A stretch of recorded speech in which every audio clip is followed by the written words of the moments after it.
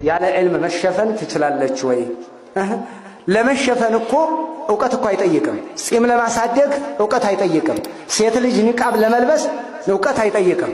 ዕውቀቱ አይደለም የሚወሰውሰው ውበቷ እንጂ አይደል?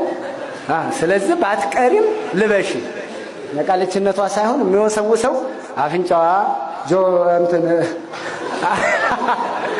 አይኗ ምናምኗ ይሄ ነው። ስለዚህ ወራቅ አለብን። አፍወን አላህ ሱብሓነሁ ወተዓላ ያ አዩሃ ነብዩ ቁል ሊአዝዋጅከ ወበናቲከ ወኒሳኢል ሙእሚኒን ዩድኒና ዐለይሂነ ሚን ጀላቢቢሂነ።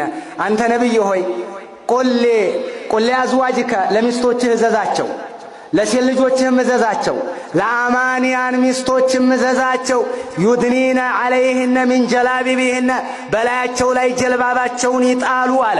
የቁል አብዱላህ ብን መስዑድ ረዲየላሁ ተዓላ አንሁ ጀልባብ ማለት ማዩገጢ ጀሚዐል በደን መላ ሰውነትን ሽፍን የሚያደርግ ነው። ምን ጀልባብ ማለት ይሄ ነው።